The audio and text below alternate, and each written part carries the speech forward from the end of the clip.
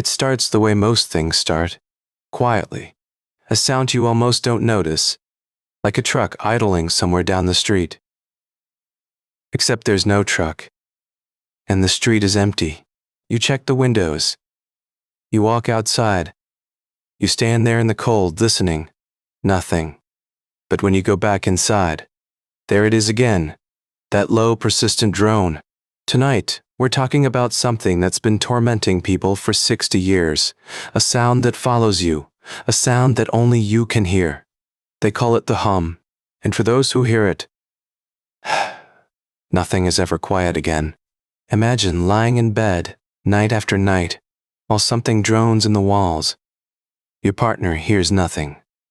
Your doctor finds nothing. But the sound never stops. It's not tinnitus. It's not imagination. And for 6 decades, no one has been able to explain it. The first reports came in the 1960s. Small towns in England. People describing the same thing. A low rumble that seemed to come from everywhere and nowhere. They checked the power plants, the factories, the highways. Everything tested normal. But the sound continued. Then reports started coming from Australia, Canada, the United States, different continents, same description, same maddening drone. The hum is described as a persistent low-frequency humming or droning noise. It sounds like a distant diesel engine idling, and it never stops running. For those who hear it, the sound is louder at night than during the day, louder indoors than outdoors, as if it's trapped inside with you. Here's what makes it truly unsettling. Only about 2% of people worldwide can hear the hum at all. Everyone else hears nothing. That's roughly 1 in 50 people. If you're in a room with 100 others, 2 of them might be hearing something right now that the rest of you can't even imagine. In 1991, the phenomenon got a name that stuck. The Taos Hum, named for Taos, New Mexico, a town that became ground zero for one of the most investigated acoustic mysteries in history. Residents flooded local officials with complaints. Something was humming. Something in the air, in the earth, in the walls. Congress eventually authorized an investigation.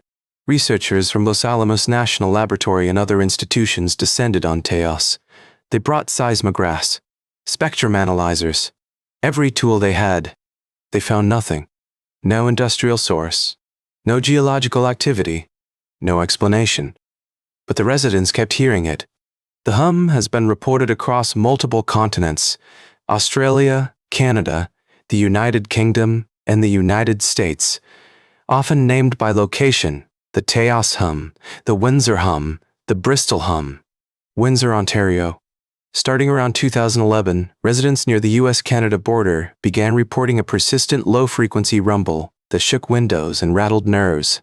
Studies in Windsor traced the sound to Zug Island, an industrial area across the river in Michigan. But even after identifying a possible source, the hum continued. Because here's the problem. The Windsor Hum might have a source. The Taos Hum doesn't seem to. And the same sound keeps appearing in places with no industry at all. A 2003 study by acoustical consultant Jeff Levenhall found something curious. Most people who hear the hum are between ages 55 and 70. That age range suggests something might be changing in the auditory system. Maybe some ears become sensitive to frequencies that were always there. Or maybe something else is happening entirely. The symptoms go beyond just hearing a sound. And this is where it gets darker. Sufferers report headaches, nausea, dizziness, nosebleeds, and most commonly, severe, persistent sleep disturbances that can last for years. Imagine not sleeping properly for months, years. The exhaustion compounds. Your relationships suffer. Your work suffers. And no one believes you because they can't hear what you hear. This strange sound has been disturbing people in scattered locations around the world for at least 60 years now. And despite numerous investigations, we still don't have answers. Different causes have been proposed: industrial machinery, power lines, gas pipelines. Others suggest tinnitus or unusual auditory sensitivity. No single theory accounts for all cases. Some researchers believe localized hums, like Windsor, have identifiable industrial sources. blast furnaces, compressors, equipment operating at frequencies most people can't detect. But that doesn't explain the hums in remote areas, the ones reported in countryside homes miles from any machinery. Those remain unexplained. Some scientists propose that the hum might not be external at all, that it could originate inside the hearer's own auditory system, a form of tinnitus that produces a very specific frequency. But that raises its own questions. Why would internal sounds be louder indoors? Why would they start suddenly in middle age? Why do they follow patterns that feel almost deliberate? One researcher named Dr. Glen MacPherson started the World Hum Map and Database project. He wanted to gather every report, find patterns, maybe finally solve it. The database now contains thousands of reports from around the globe, pins on a map that tell the same story over and over, a drone that won't stop, sleep that won't come. MacPherson identified something interesting in the data. The hum seems to cluster. Certain regions report far more cases than others. Bristol, England. Taos, Windsor, Kokomo, Indiana. These aren't random distributions. Something about these places, their geography, their infrastructure, maybe something we haven't considered, creates the conditions for the hum to manifest. The phenomenon has been called a low-frequency sound of unknown origin in medical literature. Even the clinical language carries a note of uncertainty. We don't know what this is. For some sufferers, the psychological toll has been devastating. There are documented cases of people relocating multiple times, moving from city to city, trying to escape a sound that follows them everywhere. Others have described feeling like they're going insane, hearing something constantly that no one else acknowledges. That kind of isolation breaks people down.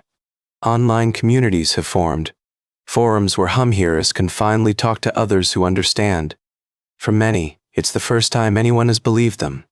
The debates in these forums can get heated. Some members believe it's definitely industrial. Others are convinced it's biological. A few suggest explanations that venture into stranger territory. Military installations, HARP, government experiments. When conventional explanations fail, people reach for unconventional ones. It's human nature. What the scientific community agrees on is this: the experience is real. The sound may or may not exist objectively, but the suffering of those who hear it is documented and genuine. And that's the cruelest part.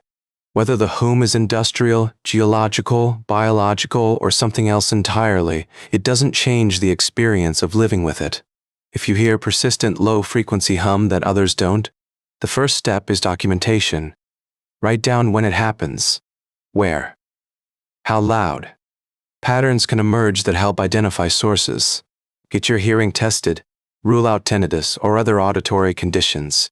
Sometimes what feels external is internal, and that changes the treatment approach entirely.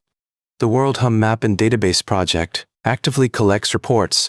Adding your experience to the database helps researchers find patterns, and it connects you to thousands of others going through the same thing. White noise machines or fans can help mask the sound for some people. It doesn't eliminate it, but layering ambient noise over the hum can make sleeping possible again. And here's something that matters: connecting with online communities of fellow hum hearers. The psychological weight of being the only one is crushing. You're not the only one. If this kind of story interests you, the unexplained things that hide in the margins of ordinary life, hit subscribe. We cover the strange and the unsettling every week. The truth is, we may never fully understand the hum. Some mysteries don't resolve. They just continue. Like a sound that won't stop. Maybe it's infrastructure we haven't identified. Maybe it's something in certain people's inner ears that activates in middle age. Maybe it's geology, the earth itself, humming at a frequency we weren't meant to hear. What we know is this: for 60 years, across multiple continents, people have reported hearing the same sound. A mysterious low-pitched noise that torments up to 2% of the population worldwide. They describe it the same way: a diesel engine, a distant rumble, machinery that never shuts off. And they ask the same question: why can't anyone else hear it? Tonight, when you turn off the lights and settle into the quiet, listen. Really listen. to the spaces between sounds, to the low frequencies at the edge of hearing, because somewhere out there, right now, someone is lying awake, hearing a sound that their partner, their doctor, their neighbors all say doesn't exist. But for them, it never stops. It's always there, waiting in the silence. Sweet dreams, if you can find them. The phenomenon remains active. New reports arrive every month. New locations. New sufferers who suddenly, without warning, begin hearing something that wasn't there before. Some of them will find the forums, find each other, and realize that, whatever this is, they're not crazy. They're not alone. They're just hearing something the rest of us can't. The hum continues. In Bristol, in Taos, in Windsor, in small towns and suburbs you've never heard of. It's humming right now, somewhere, for someone. 60 years of reports, thousands of documented cases, congressional investigations, international research teams, and still, the sound persists. Some researchers have dedicated their careers to solving it. Others have given up. The hum doesn't care. It just keeps humming. And for those who hear it, the 2%, the unlucky few, life is divided into before and after. Before the hum arrived, and every sleepless night since, we build our lives around silence. We assume it's available when we need it. But imagine if silence was stolen from you. If quiet became the one thing you could never have again. That's what the hum takes from people, not their hearing, their silence. The peace that comes with quiet, the rest that requires stillness. And the worst part? There's no cure. There's no off switch. There's only adaptation. Learning to live with the sound that was never supposed to be there.